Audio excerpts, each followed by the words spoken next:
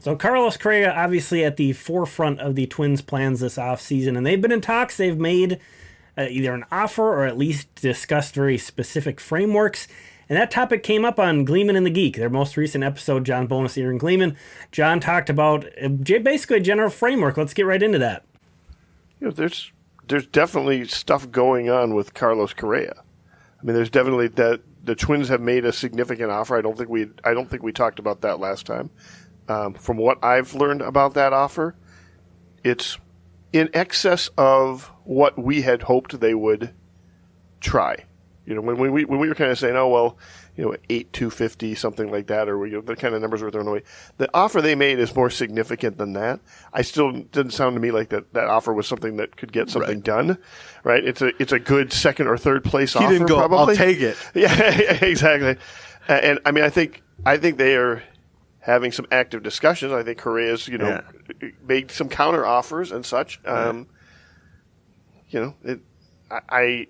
think people are underestimating how much it's going to take to get Correa signed. So 8 years, $250 million.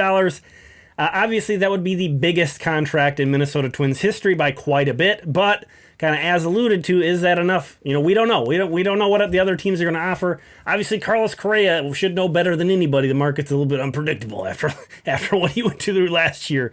But you got to imagine he's probably eyeing Francisco Lindor's 10-year, $341 million contract extension that he signed with the Mets to remain with the Mets. That's probably the target, and obviously 8 years, $250 is a big deal, but that's nowhere close to that. Now, do I think Carlos Correa is going to get that? Probably not, but is he going to get in that neighborhood? I think probably, teams like the Yankees potentially, the Giants, the Cubs, the Dodgers, some of those teams get into the mix, and that they're going to be driving that price up and out of the Twins' range. So, I'm not saying the Twins can't land Carlos Correa, but this is my current ranking of the most likely outcome of how they address shortstop. In my opinion, again at the bottom there, I shared this on Twitter. Complete speculation. Just want to be clear. Subject to change as things develop. I think it's most likely that they do sign one of the top four shortstops, but it's either Dansby Swanson or Xander Bogaerts, who, by the way, is also a client of Scott Boras, much like Carlos Correa. I think, with that offer that they have, that they've prepared, I think they could very easily pivot and adjust that to one of these guys. Neither of these guys is going to get nearly as much as Correa.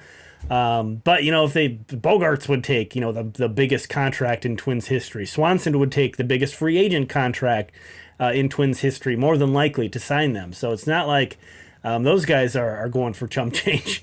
If they don't get one of those two guys, I think it's probably more likely that they trade for a starting shortstop than they sign Correa or Turner. I'm just throwing Turner in there because he's one of the four. They haven't been linked to him. But I think it's more likely that they either sign one of those two or trade for a shortstop than it is that they sign Correa. What do I know? I wouldn't have predicted he would have been on the Twins last year. So who knows what's going to happen. Now, who's going to be available on the trade market, that's always so tough to say. I could see if the Brewers are kind of doing more of a rebuild. Willie Adames, Jorge Mateo of the Orioles was another name that stood out. Let's say Seattle gets one of these big four guys. Maybe they trade J.P. Crawford. Not as exciting names as these top four free agents.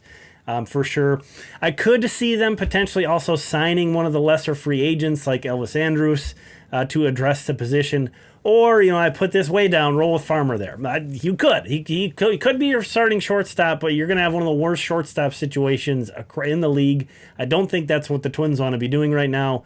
No disrespect. I don't want to be disrespectful because I think Kyle Farmer could be could be a very good bench/platoon guy. I think he could, on a good team.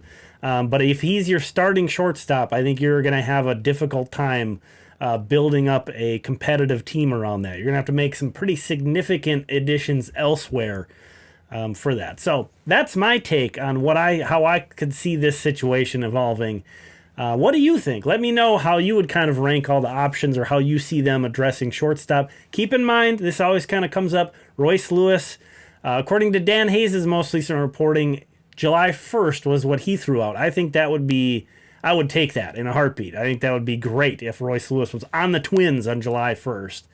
I think his timeline probably will take longer than that, or I would bet on it. Of course, we don't know right now. But, I could see some setbacks, and I could see the Twins being very careful since this is his second surgery. Anyway, Royce will not be available probably until the second half. Keep that in mind when you're throwing out your ideas.